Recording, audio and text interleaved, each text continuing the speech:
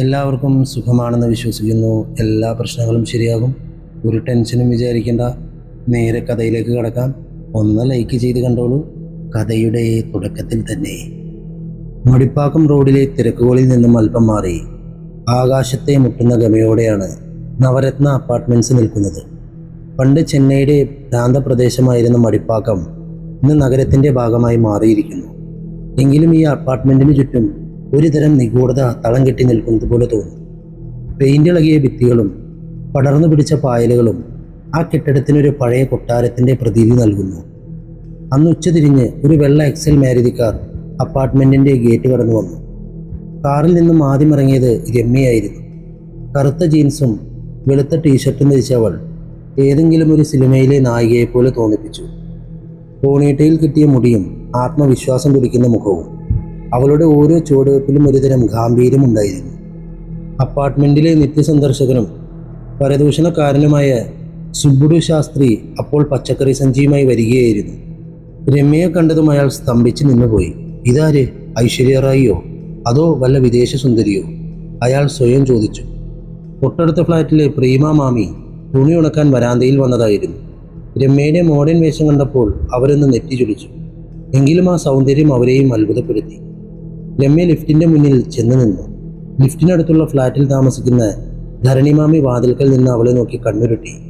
പുതിയ ആൾക്കാരെ കണ്ടാൽ ചോദ്യം ചെയ്യുക എന്നത് അവരുടെ ഒരു ഹോബിയാണ്. പക്ഷേ രമ്യ അവരെ നോക്കി ഒന്ന് പുഞ്ചിരിക്കുക മാത്രം ചെയ്തു. ലിഫ്റ്റ് തുറന്നു. അവൾ 2ാം നിലയിലേക്ക് പോയി. അവിടെ വിശ്വനാഥ സുന്ദരമെന്ന ബോർഡ് കണ്ടിരുന്നു. അവൾ അതിൻ്റെ മുന്നിൽ ചെന്ന് ബെല്ലടിച്ചു. വാതിൽ തുറന്നത് രാധികയാണ്. രമ്യ, നീ ഇതെവിടെ നിന്ന്? രാധിക ആവേശത്തോടെ അവളെ കെട്ടിപ്പിടിച്ചു. നീ എങ്ങനെ ഈ സ്ഥലം കണ്ടുപിടിച്ചു? രമ്യ ചിരിച്ചു. മദ്രാസ് എനിക്ക് പുതിയ സ്ഥലമൊന്നുമല്ലല്ലോ രാധികയെ. അച്ഛൻ റിട്ടയർഡായി. ഇനി ഞങ്ങൾ ഇവിടെയാണ് താമസം. ഇവിടെയോ? എവിടെ? രാധിക അത്ഭുതപ്പെട്ടു. 3ാം നിലയിലെ ആ 2ാം നമ്പർ ഫ്ലാറ്റിൽ. രാധികയുടെ മുഖത്തെ ചിരി പെട്ടെന്ന് മാഞ്ഞു. അവൾ വിറയ്ക്കുന്ന സ്വരത്തിൽ ചോദിച്ചു, രമ്യ, നീ തമാശ പറയുകയാണോ? ആ വീടിനെ പറ്റി നിനക്കൊന്നും അറിയില്ലേ? അടുത്ത ദിവസം രാവിലെ തന്നെ ഒരു വലിയ ലോറി അപ്പാർട്ട്മെൻറ്റിൻ്റെ മുന്നിൽ വന്നു നിന്നു. ആന്ധ്ര രജിസ്ട്രേഷനിലുള്ള ആ ലോറി നിറയെ പഴയതും പുതിയതുമായ ഫർണിച്ചറുകളായിരുന്നു. രമ്യയുടെ കൂടെ അച്ഛൻ ഗോപാൽ റാവുവും ഉണ്ടായിരുന്നു. ഇസ്ത്രിയിട്ട ഷർട്ടും പാൻറ്റും ധരിച്ച് കണ്ണട വെച്ച അദ്ദേഹം ഒരു പഴയകാല ഉദ്യോഗസ്ഥൻ്റെ ഗാംഭീര്യം കാത്തു സൂക്ഷിച്ചിരുന്നു. 4ാം നിലയിലെ ജനലിലൂടെ ഷേവ് ചെയ്തുകൊണ്ടിരുന്ന രാമശേഷൻ ലോറി കണ്ട് താഴേക്ക് നോക്കി. ഗോപാൽ റാവുവിനെ കണ്ടതും അയാളുടെ കയ്യിലെ ബ്ലേഡ് താഴെ വീണു. ഇത് ഗോപാൽ റാവു സാറല്ലേ, മുൻ ഇന്ത്യൻ അംബാസഡർ? അയാൾ പതിയെ ഷേവ് ചെയ്ത മുഖവുമായി താഴേക്ക് ഓടി. Sir, good morning. എന്നെ ഓർമ്മയുണ്ടോ? ഞാൻ പഴയ സെക്രട്ടേറിയറ്റിലെ രാമശേഷൻ. ഗോപാൽ റാവു ചിരിച്ചു. ഓ, രാമശേഷൻ, കണ്ടതിൽ സന്തോഷം. ഞങ്ങളിവിടെ താമസിക്കാൻ വന്നതാണ്. രാമശേഷൻ്റെ മുഖം വിളറി. സാർ, ഈ അപ്പാർട്ട്മെൻറ്റിൽ വേറെ എത്രയോ ഫ്ലാറ്റുകളുണ്ട്. എന്തിനാണ് ആ 3ാം നിലയിലെ ഫ്ലാറ്റ് എടുത്തത്? അവിടെ. അച്ഛ, വേഗം വരൂ. ഈ സോഫ എവിടെ വയ്ക്കണമെന്ന് അവർ ചോദിക്കുന്നു, രമ്യ വിളിച്ചു പറഞ്ഞു. ഗോപാൽ റാവു രാമശേഷനോട് യാത്ര പറഞ്ഞ് ഉള്ളിലേക്ക് കയറി. താഴെ ധരണിയും രാമശേഷനും കൂടി ചർച്ച തുടങ്ങി. അംബാസഡർ ആയിരുന്ന മനുഷ്യനാണ്, ബുദ്ധിയില്ലാത്ത ആളൊന്നുമല്ലല്ലോ. എന്നിട്ട് എന്തിനാണ് ഈ പ്രേത ഫ്ലാറ്റിൽ കയറുന്നത്? രാമശേഷൻ പറഞ്ഞു. കാത്തിരുന്ന് കണ്ടോ ധരണി, 4ാം ദിവസം ഇവരിവിടെ നിന്നും ഓടും. ആ പത്മിനിയുടെ ആത്മാവേ ആരെയും അവിടെ വാഴിക്കില്ല. അപ്പോഴേക്കും രമ്യ അവരുടെ അടുത്തേക്ക് വന്നു. എൻ്റെ പേര് രമ്യ, MBBS വിദ്യാർത്ഥിനിയാണ്. ഞങ്ങളിവിടെ താമസം തുടങ്ങുകയാണ്. അയൽക്കാരെന്ന നിലയിൽ നിങ്ങളുടെ സഹകരണം വേണം. അവളുടെ ആത്മവിശ്വാസം കണ്ടപ്പോൾ ധരണിക്കൊന്നും മിണ്ടാൻ പോലും തോന്നിയില്ല. ഫോൺ വിളിക്കാനായി രമ്യ ധരണിയുടെ വീട്ടിൽ കയറിയപ്പോൾ തൻ്റെ കൂട്ടുകാരി സ്നേഹലതയോട് അവൾ പറഞ്ഞു, സ്നേഹ, പേടിക്കണ്ട. ഇതൊക്കെ മനുഷ്യനുണ്ടാക്കുന്ന കഥകളാണ്. ഞാനിതാ ഇവിടെ എത്തിക്കഴിഞ്ഞു. 3ാം നിലയിലെ ആ ഫ്ലാറ്റ് ഏകദേശം 9,000 ചതുരശ്ര അടി വരും. വലിയ മുറികൾ, മനോഹരമായ ബാൽക്കണികൾ. പക്ഷേ കാലങ്ങളായി അടച്ചിട്ടതുകൊണ്ട് അവിടെ ഒരു പ്രത്യേകതരം ഗന്ധമായിരുന്നു. പഴകിയ എന്തിൻ്റെയോ മണം. ഗോപാൽ റാവു പത്രവുമായി ഹാളിലെ സോഫയിലിരുന്നു. അവരുടെ പ്രിയപ്പെട്ട നായ ധോണി അദ്ദേഹത്തിൻ്റെ കാൽക്കൽ കിടന്നു. പെട്ടെന്ന് തൻ്റെ തോളിൽ ആരോ ഒന്ന് തൊട്ടതായി ഗോപാൽ റാവുവിന് തോന്നി. എന്താ മോളെ? അദ്ദേഹം തിരിഞ്ഞു നോക്കാതെ ചോദിച്ചു. ബാത്റൂമിൽ നിന്ന് രമ്യ വിളിച്ചു പറഞ്ഞു. ഞാൻ അകത്താണല്ലോ അച്ഛാ, എന്തെങ്കിലും വേണോ? അദ്ദേഹം ഞെട്ടിപ്പോയി. പുറകിൽ ആരുമില്ല. തൻ്റെ തോന്നലാവാമെന്ന് കരുതി അദ്ദേഹം വീണ്ടും വായനയിൽ മുഴുകി. അല്പനേരം കഴിഞ്ഞപ്പോൾ ബാത്റൂമിൽ നിന്നും രമ്യ ഇറങ്ങി വന്നു. അച്ഛാ, ഇവിടുത്തെ പ്ലഗ് പോയിന്റുകളൊക്കെ പൊടി പിടിച്ചിരിക്കുകയാണ്, ഒന്ന് നോക്കാമോ? ഗോപാൽ റാവു എഴുന്നേറ്റ് മെയിൻ സ്വിച്ച് ഓഫ് ചെയ്തു. എന്നിട്ട് മകൾക്ക് സഹായം നൽകി തിരിച്ചു വന്നു. ഫാനിടാൻ അദ്ദേഹം കൈ പൊക്കിയെങ്കിലും മെയിൻ ഓഫ് ചെയ്ത കാര്യം ഓർത്തപ്പോൾ അത് നിർത്തി. പക്ഷെ അദ്ദേഹം ഇരുന്ന ഉടനെ മുകളിലെ പഴയ ഫാൻ പതുക്കെ കറങ്ങാൻ തുടങ്ങി. നിമിഷങ്ങൾക്കകം അത് അതിവേഗത്തിൽ കറങ്ങി. വലിയൊരു ശബ്ദത്തോടെ കാറ്റ് വീശി. ഗോപാൽറാവു ഭയന്നുപോയി. സ്വിച്ച് ഓഫ് ചെയ്തിട്ട് ഇതെങ്ങനെ കറങ്ങുന്നു? അപ്പോഴേക്കും ബാത്റൂമിൻ്റെ ഉള്ളിൽ നിന്നും രമ്യയുടെ ഉച്ചത്തിലുള്ള നിലവിളി കേട്ടു. ഗോപാൽറാവു ഓടിച്ചെന്ന് ബാത്റൂം വാതിൽ തള്ളി തുറന്നു. രമ്യ തറയിൽ വീണ് കിടക്കുകയായിരുന്നു. അവളുടെ കയ്യിൽ ഷോക്കേറ്റതുപോലെയുള്ള പാടുകൾ. ഉടൻ തന്നെ അവളെ ആശുപത്രിയിൽ എത്തിച്ചു. രമ്യ കണ്ണു തുറന്നപ്പോൾ കണ്ടത് അച്ഛൻ്റെയും രാധികയുടെയും വിഷമത്തോടെയുള്ള മുഖമാണ്. അച്ഛാ, ഞാൻ പറഞ്ഞതല്ലേ മെയിൻ ഓഫ് ചെയ്യാൻ, എനിക്ക് ഷോക്കേറ്റു. ഗോപാൽറാവു തകർന്നുപോയി. മോളെ, സത്യമായിട്ട് ഞാൻ അത് ഓഫ് ചെയ്തതാണ്. ഞാൻ നോക്കുമ്പോൾ അത് തനിയെ ഓണായിരിക്കുകയായിരുന്നു. സ്നേഹലത അവിടെ എത്തി അവരെ സമാധാനിപ്പിച്ചു. രമ്യ, ഞാൻ പറഞ്ഞത് കേട്ടില്ലല്ലോ. ആ ഫ്ലാറ്റ് ശരിയല്ല. അവിടെ താമസിച്ച ആരും സുഖമായിട്ടിരുന്നിട്ടില്ല. പക്ഷെ രമ്യയുടെ വാശി അതോടെ കൂടുകയാണ് ചെയ്തത്. ഒരു ചെറിയ ഷോക്കേറ്റാൽ ഞാൻ ഓടിപ്പോകാൻ ഞാനൊരു പേടിത്തൊണ്ടിയല്ല. ഇതിൻ്റെ പിന്നിൽ എന്തോ ഉണ്ട്. ശാസ്ത്രീയമായി വിശദീകരിക്കാൻ കഴിയാത്ത ഒന്നും ഈ ലോകത്തില്ല.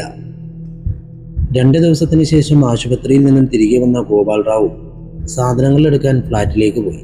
രമ്യ അപ്പോഴും ആശുപത്രിയിലായിരുന്നു. അദ്ദേഹം തനിച്ച് ലിഫ്റ്റ് കയറുമ്പോൾ രാമശേഷൻ താഴെ നിന്ന് നോക്കി പരിഹസിക്കുന്നുണ്ടായിരുന്നു. ഫ്ലാറ്റിൻ്റെ വാതിൽ തുറന്ന് അദ്ദേഹം സ്തംഭിച്ചു നിന്നു. ഹാളിലെ ഭാരമുള്ള സോഫകൾ തലകീഴായി മറിച്ചിട്ടിരിക്കുന്നു. ഭിത്തിയിലെ വിലപിടിപ്പുള്ള ചിത്രങ്ങളെല്ലാം തലകീഴായി തൂക്കിയിരിക്കുന്നു. എന്തോ ഒരു ദുരന്തം നടന്ന പ്രതീതി. അദ്ദേഹം പേടിയോടെ ബെഡ്റൂമിലേക്ക് നടന്നു. ധോണി, ധോണി, അദ്ദേഹം വിളിച്ചു. മറുപടി ഒന്നും ഉണ്ടായില്ല. വാതിൽ തുറന്ന് അദ്ദേഹം അലറിപ്പോയി. അവരുടെ പ്രിയപ്പെട്ട നായ ധോണി മുകളിലെ ഫാനിൽ ഒരു കയറിൽ കെട്ടിത്തൂങ്ങി നിൽക്കുന്നു. നായയുടെ നാവ് പുറത്തേക്ക് തള്ളിയിരിക്കുന്നു. അതിൻ്റെ കണ്ണുകൾ തുറന്നു തന്നെയിരിക്കുന്നു. ഒരു നായ്ക്കെങ്ങനെ സ്വയം തൂങ്ങി മരിക്കാൻ കഴിയും? ആരോ അതിനെ ക്രൂരമായി കൊന്നതാണ്. ആ കാഴ്ച കണ്ട് ഗോപാൽറാവു ബോധരഹിതനായി താഴെ വീണു. ധോണിയുടെ മരണം അപ്പാർട്ട്മെന്റിനെ ഒന്നടങ്കം നടുക്കി. ഒരു നായ്ക്കൊരിക്കലും സ്വയം കസാര വലിച്ചിട്ട് ഫാനിൽ തൂങ്ങി മരിക്കാൻ കഴിയില്ല എന്ന ലളിതമായ യുക്തി എല്ലാവർക്കും അറിയാമായിരുന്നു. രാമശേഷനും സുബ്ബുഡു ശാസ്ത്രിയും അടക്കമുള്ളവർ ഭയന്നു വിറച്ചു. ഇത് പത്മിനിയുടെ ആത്മാവ് തന്നെയാണ്. ഒരു മിണ്ടാപ്രാണിയോട് പോലും അവൾക്ക് കരുണയില്ല, ധരണിമാമി കണ്ണീരോടെ പറഞ്ഞു. ആശുപത്രിയിൽ നിന്നും ഡിസ്ചാർജായി വന്ന രമ്യ ഫ്ലാറ്റിലെ ദൃശ്യം കണ്ട് തകർന്നുപോയി. തൻ്റെ പ്രിയപ്പെട്ട നായയെ ആരോ കൊന്നു കെട്ടിത്തൂക്കിയിരിക്കുന്നു. ഗോപാൽറാവു പൂർണ്ണമായും തളർന്നിരിക്കുന്നു. മോളെ നോക്ക്, ഇവിടുന്ന് പോകാം. ഈ വീട് ശപിക്കപ്പെട്ടതാണ്. ധോണി ഇനി നിനക്കെന്തെങ്കിലും സംഭവിക്കുന്നത് എനിക്ക് താങ്ങാനാവില്ല. ഒരുപക്ഷെ കരഞ്ഞില്ല. അവളുടെ കണ്ണുകളിൽ സങ്കടത്തേക്കാൾ കൂടുതൽ ദേഷ്യമായിരുന്നു. അച്ഛാ, ഒരു നായ്ക്ക് എങ്ങനെ സ്വയം തൂങ്ങി മരിക്കാൻ കഴിയും? ആരോ നമ്മളെ പേടിപ്പിച്ചു ഓടിക്കാനുള്ള നാടകം കളിക്കുകയാണ്. പ്രേതത്തിന് നമ്മളെ കൊല്ലണമെങ്കിൽ ഇങ്ങനെ ഒളിച്ചും പാത്തും ചെയ്യേണ്ട ആവശ്യമുണ്ടോ? ഇത് ചെയ്തത് ഒരു മനുഷ്യനാണ്. ഞാനിതിൻ്റെ അന്ത്യം കാണാതെ ഇവിടുന്ന് പോകില്ല. അപ്പാർട്ട്മെന്റ് ഉടമ ശിവശങ്കരൻ തൻ്റെ മകൾ സ്നേഹലതയോടൊപ്പം രമ്യയെ കാണാൻ വന്നു. ശിവശങ്കരൻ ഒരു വലിയ ബിസിനസ്സുകാരനാണ്.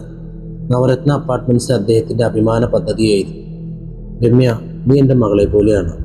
ഗോപാൽറാവു സാറിനെ എനിക്ക് പണ്ടേ അറിയാം. ഈ ഫ്ലാറ്റ് എന്തിനാണ് നിങ്ങൾ തിരഞ്ഞെടുത്തത്?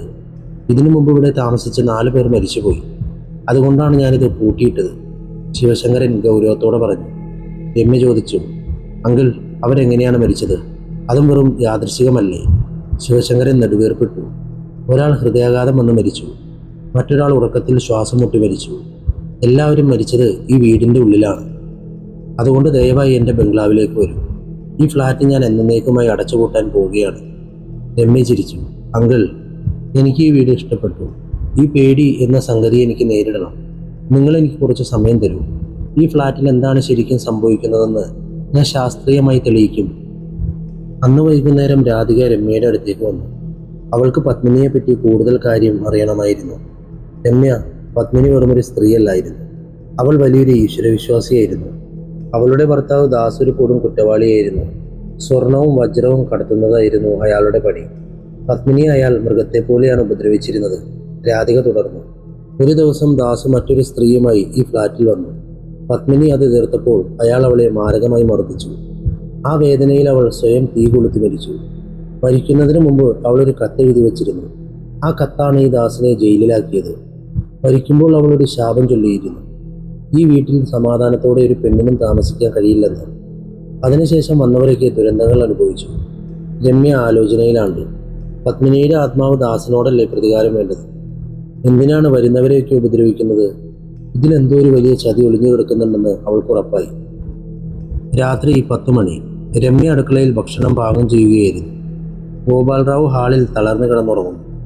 രമ്യ കൈ കഴുകാനായി സിങ്കിലെ പൈപ്പ് തുറന്നു. ആദ്യം വന്നത് തെളിഞ്ഞ വെള്ളമായിരുന്നു. പെട്ടെന്ന് വെള്ളത്തിൻ്റെ നിറം മാറി. അതും കടും ചുവപ്പായി മാറി. പൈപ്പിൽ നിന്ന് കട്ടിയുള്ള രക്തം പുറത്തേക്ക് വരാൻ തുടങ്ങി. അതിൻ്റെ രൂക്ഷമായ ഗന്ധം അടുക്കളയാകെ നിറഞ്ഞു. രമ്യ ഞെട്ടിപ്പോയി. അവൾ വിരൽ മുക്കി പരിശോധിച്ചു. അതെ, അത് രക്തം തന്നെ. അവൾ പേടിച്ചില്ല. പകരം ഉടൻ തന്നെ ആ രക്തത്തിൻ്റെ അല്പം ഒരു ചെറിയ കുപ്പിയിലാക്കി ശേഖരിച്ചു. അല്പനേരം കഴിഞ്ഞപ്പോൾ വീണ്ടും നല്ല വെള്ളം വരാൻ തുടങ്ങി. രമ്യ അടുക്കളയിലെ വെന്റിലേറ്ററിലേക്ക് നോക്കി. അവിടെ ചെറിയൊരു കാറ്റടിക്കുന്നത് പോലെ തോന്നി. ആരോ തന്നെ നിരീക്ഷിക്കുന്നുണ്ടെന്ന തോന്നൽ അവളിൽ ശക്തമായി. പിറ്റേന്ന് രാവിലെ രമ്യയും അച്ഛനും കൂടി പുറത്തേക്ക് പോയി. വഴിയിൽ വലിയൊരു ജനക്കൂട്ടം കണ്ടു. ഒരു ഘോഷയാത്ര കടന്നു പോവുകയായിരുന്നു. മരിച്ചത് ആ അപ്പാർട്ട്മെന്റിന്റെ അടുത്തുള്ള ഒരു യുവതിയായിരുന്നു. പ്രസവത്തിന്റെ ഇടയിൽ മരിച്ചതാണെന്ന് ആരോ പറയുന്നത് കേട്ടു. രമ്യ ആ ശവമഞ്ചത്തിന്റെ അടുത്തേക്ക് ചെന്നു. മരിച്ച പെൺകുട്ടിയുടെ കൈകൾ മഞ്ഞൾ പുരട്ടിയിരിക്കുന്നു. പക്ഷെ അവളുടെ വിരലുകൾ കണ്ടപ്പോൾ രമ്യയുടെ ഉള്ളിൽ ഒരു മിന്നൽ പിളർപ്പാഞ്ഞു.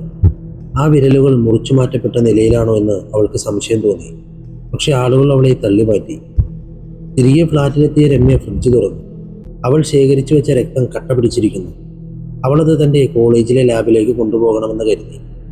അച്ഛാ, ഇന്ന് രാത്രി നമ്മൾ ഈ വീടിൻ്റെ ഉള്ളിൽ കിടക്കില്ല, രമ്യ പെട്ടെന്ന് പറഞ്ഞു. നമ്മൾ വരാന്തയിൽ കിടക്കും, പുറത്തെ വരാന്തയിൽ, എല്ലാവരും കാണുന്ന രീതിയിൽ. ആ രാത്രി രമ്യയും ഗോപാൽറാവും വരാന്തയിൽ കിടന്നു. അപ്പാർട്ട്മെന്റിലെ മറ്റ് താമസക്കാർ അവരെ അത്ഭുതത്തോടെ നോക്കി. ഇവർക്ക് ഭ്രാന്തായോ? പ്രേതത്തെ പേടിച്ച് പുറത്തിറങ്ങി കിടക്കുകയാണോ?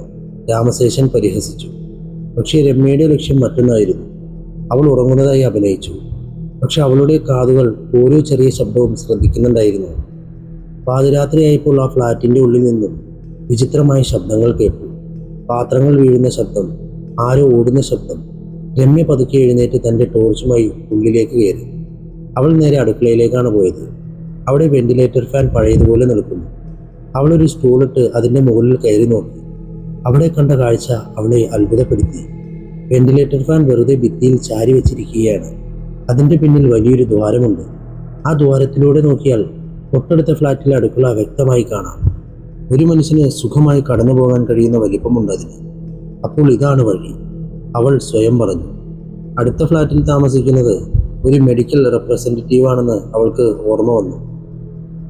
അടുത്ത ദിവസം രാവിലെ 8 മണിയായിട്ടും രമ്യയും അച്ഛനും എഴുന്നേറ്റില്ല. അയൽവാസിയായ പ്രൊഫസർ വന്ന് അവരെ വിളിച്ചുണർത്തി.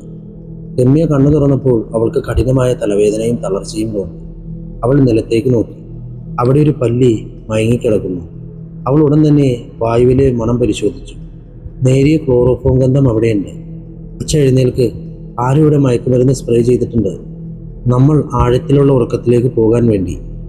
രമ്യ തൻ്റെ സ്വന്തം ഫ്ലാറ്റിൻ്റെ വാതിൽ തുറന്നപ്പോൾ കണ്ട കാഴ്ച ഭയാനകമായിരുന്നു. ഹാൾ നിറയെ മനുഷ്യൻ്റെ അവയവങ്ങൾ, മുറിച്ചു മാറ്റപ്പെട്ട കൈവിരലുകൾ, ചെവികൾ, മാംസകഷ്ണങ്ങൾ, രക്തം തളം കെട്ടി നിൽക്കുന്നു. ഗോപാൽറാവു അത് കണ്ട് അലറിക്കരഞ്ഞു. പക്ഷേ രമ്യ ആ മാംസകഷ്ണങ്ങൾ പതുക്കെ പരിശോധിച്ചു. അവൾക്കൊരു കാര്യം മനസ്സിലായി. ഇത് പഴയ ശവങ്ങളിൽ നിന്നും മുറിച്ചെടുത്തതാണ്. ഇന്നലെ കണ്ട ശവഘോഷയാത്രയിലെ പെൺകുട്ടിയുടെ കൈകളിലെ മഞ്ഞൾപ്പാടുകൾ, ഒരു വിരൽ അവൾ കണ്ടു. രമ്യ ഉടൻ തന്നെ പോലീസ് കമ്മീഷണർ സരി വെങ്കിടാചാര്യയെ വിളിച്ചു. അദ്ദേഹം ഗോപാൽറാവുവിൻ്റെ പഴയ സുഹൃത്താണ്. രമ്യ എല്ലാ കാര്യങ്ങളും വിശദീകരിച്ചു. സാർ, ഇത് പ്രേതമല്ല, ഇതൊരു ക്രിമിനൽ ഗൂഢാലോചനയാണ്. ശ്മശാനത്തിലെ ആൾക്ക് ഇതിൽ പങ്കുണ്ട്. അവർ ഉടൻ തന്നെ മരിച്ച പെൺകുട്ടിയെ അടക്കം ചെയ്ത് ശ്മശാനത്തിലെത്തി. കമ്മീഷണറുടെ സാന്നിധ്യത്തിൽ ശവക്കുഴി തോന്നി.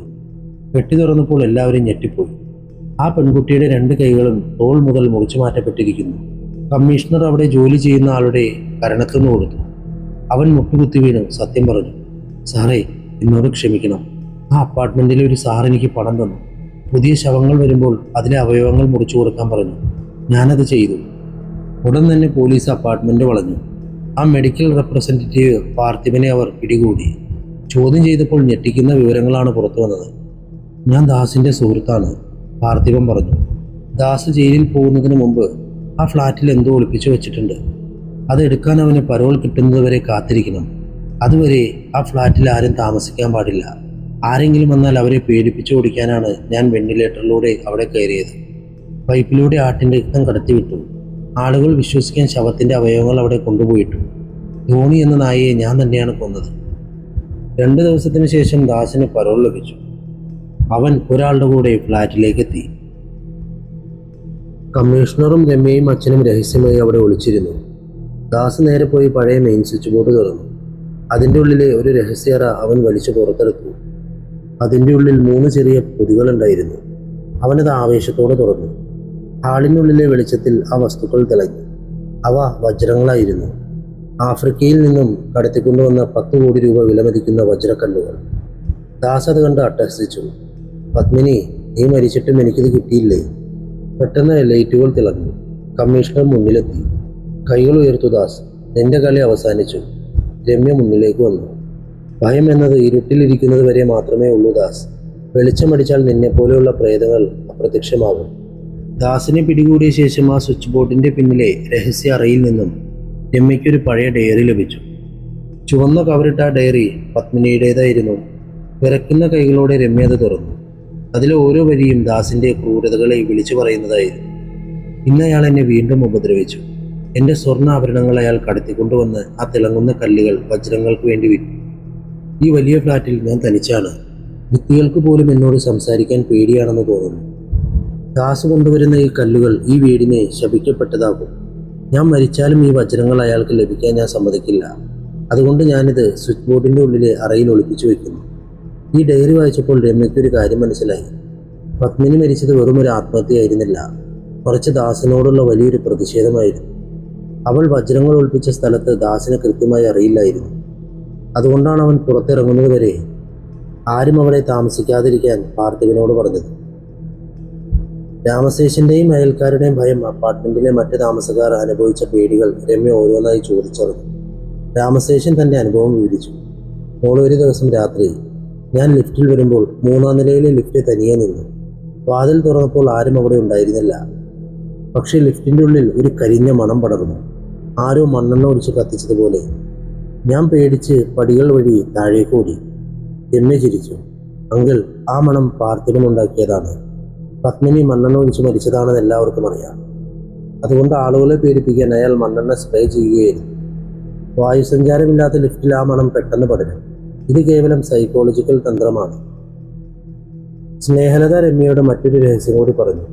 രമ്യ, എൻ്റെ അച്ഛൻ ഈ ഫ്ലാറ്റിൽ വിൽക്കാൻ ശ്രമിച്ചപ്പോൾ വാങ്ങാൻ വന്നവർക്കൊക്കെ വിചിത്രമായ ഫോൺ കോളുകൾ വരുമായിരുന്നു. അവിടെ താമസിച്ചാൽ നിങ്ങൾ മരിക്കും എന്നൊരു സ്ത്രീയുടെ ശബ്ദം ഫോണിലൂടെ പറയുമായിരുന്നു. രമ്യ ഉടൻ തന്നെ പാർത്ഥിവന്റെ ഫ്ലാറ്റിൽ പോലീസിനോടൊപ്പം തിരച്ചിൽ നടത്തി. അവിടെ നിന്നും ഒരു സ്ത്രീയുടെ ശബ്ദം അനുകരിക്കാൻ സഹായിക്കുന്ന ഒരു വോയിസ് ചേഞ്ചർ കണ്ടെത്തി. പാർത്ഥിവൻ തൻ്റെ ഭാര്യയെ കൊണ്ടോ അല്ലെങ്കിൽ റെക്കോർഡിങ്സുകൾ ഉപയോഗിച്ചോ ആണ് ആളുകളെ ഭീഷണിപ്പെടുത്തിയിരുന്നത്. ഓൺലൈനുകൾ ടാപ്പ് ചെയ്താണ് അവൻ വിവരങ്ങൾ അറിഞ്ഞിരുന്നത്. ഗോപാൽറാവിന് അപ്പോഴും ഒരു സംശയം ബാക്കിയുണ്ടായിരുന്നു. മോളെ, എല്ലാം മനുഷ്യൻ ചെയ്തതാണെന്ന് സമ്മതിക്കാം. പക്ഷേ അന്നെൻ്റെ തോളിൽ തൊട്ടത് ആരാണ്? അപ്പോൾ അവിടെ ആരും ഉണ്ടായിരുന്നില്ലല്ലോ. രമ്യ അച്ഛനെ സമാധാനിപ്പിച്ചു. അച്ഛാ, അത് ഇൻഫ്രാസോണിക് ശബ്ദ തരംഗങ്ങളുടെ ഫലമാണ്. പഴയ കെട്ടിടങ്ങളിൽ കാറ്റ് ചില പ്രത്യേക ദ്വാരങ്ങളിലൂടെ കടന്നു പോകുമ്പോൾ മനുഷ്യൻ്റെ കാതുകൾക്ക് കേൾക്കാൻ കഴിയാത്ത അതിതാഴ്ന്ന ശബ്ദങ്ങൾ ഉണ്ടായേക്കാം. ഇത് നമ്മുടെ പേശികളിൽ വിറയലും ആരോ കൂടെയുള്ളതുപോലെയുള്ള തോന്നലും ഉണ്ടാകും. ആ ഫാനിലെ തകരാർ കാരണമാണ് അന്ന് അച്ഛന് അങ്ങനെ തോന്നിയത്. നമ്മുടെ മനസ്സ് പേടിച്ചിരിക്കുമ്പോൾ ഇത്തരം കാര്യങ്ങൾ സത്യമാണെന്ന് നമ്മൾ വിശ്വസിക്കും. ഒരു പുതിയ പുലരി. നവരത്ന അപ്പാർട്ട്മെന്റ്സിലെ പേടി എന്നേക്കുമായി അവസാനിച്ചു. രമ്യയുടെ ധൈര്യവും കുറ്റാന്വേഷണ ബുദ്ധിയുമാണ് ആ നിഗൂഢതകൾ പുറത്തു കൊണ്ടുവന്നത്. ശിവശങ്കരൻ ആ വജ്രങ്ങൾ സർക്കാരിന് കൈമാറി. പത്മിനിയുടെ ആത്മാവിന് ശാന്തി ലഭിക്കാനായി രമ്യ ഫ്ലാറ്റിൽ തന്നെ താമസിക്കാൻ തീരുമാനിച്ചു. അന്ന് ആ വീട്ടിൽ പ്രേതങ്ങളുടെ കരച്ചിലില്ല, മറിച്ച് രമ്യയുടെ പഠനത്തിൻ്റെ നിശബ്ദതയും ഗോപാൽ റാവുവിൻ്റെ സന്തോഷവും മാത്രം. അന്ധവിശ്വാസങ്ങളെക്കാൾ വലുതാണ് മനുഷ്യൻ്റെ ബുദ്ധിയെന്ന് രമ്യ തെളിയിച്ചു. ഭയം എന്നത് ഇരുട്ടിലിരിക്കുന്നത് വരെ മാത്രമേ ഉള്ളൂ. സത്യത്തിൻ്റെ വെളിച്ചം വന്നാൽ അത് മാഞ്ഞു പോവുക തന്നെ ചെയ്യും. രമ്യ ആ ഫ്ലാറ്റിലെ ഓരോ മുറിയും വൃത്തിയാക്കി. പത്മിനി തീ കൊളുത്തി മതിച്ച കിച്ചൺ ഏരിയ അവൾ മനോഹരമായി പെയിന്റ് ചെയ്തു. അവിടെ അവൾ പൂച്ചെടികൾ വെച്ചു. പത്മിനിയുടെ ആത്മാവ് അവിടെ ഉണ്ടെങ്കിൽ അവൾക്ക് സന്തോഷം നൽകുന്ന കാര്യങ്ങൾ ചെയ്യാനാണ് രമ്യ ശ്രമിച്ചത്. ദാസിനെ പിടികൂടിയ ദിവസം രമ്യ പത്മിനിയുടെ ഡയറി കമ്മീഷണർക്ക് നൽകി. ആ ഡയറിയിലെ വരികൾ ദാസിനെതിരെയുള്ള ശക്തമായ തെളിവായി മാറി. അവന് ഇരട്ട ജീവപര്യന്തം തടവ് ലഭിച്ചു. വജ്രങ്ങൾ സർക്കാർ ട്രഷറിലേക്ക് മാറ്റി. ഇന്ന് ഭയമില്ലാതെ അപ്പാർട്ട്മെന്റിലെ ആളുകൾ ലിഫ്റ്റിൽ കയറുന്നു. ധരണിയും രാമശേഷനും ഇപ്പോൾ രമ്യയുടെ ഉറ്റ സുഹൃത്തുക്കളാണ്. ഗോപാൽറാവുവിന് തൻ്റെ മകളെ ഓർത്ത് അഭിമാനമാണ്. ഈ കഥ ഇവിടെ അവസാനിക്കുമ്പോൾ നിങ്ങളോടൊരു ചോദ്യം. നിങ്ങളുടെ ഉള്ളിലെ ഭയത്തെ നിങ്ങൾ എപ്പോഴെങ്കിലും വെളിച്ചത്തിലേക്ക് കൊണ്ടുവന്നിട്ടുണ്ടോ? ഉണ്ടെങ്കിൽ അവിടെ പ്രേതങ്ങൾ ഉണ്ടാവില്ല, മറിച്ച് നിങ്ങൾ തിരഞ്ഞ സത്യം മാത്രമാണ് ഉണ്ടാവുക. കഥ അവസാനിച്ചിരിക്കുന്നു. എങ്ങനെയുണ്ട്? ഇഷ്ടപ്പെട്ടോ? എന്തായാലും വീണ്ടും പുതിയ കഥയുമായി വരാം. Love you all. ബൈ.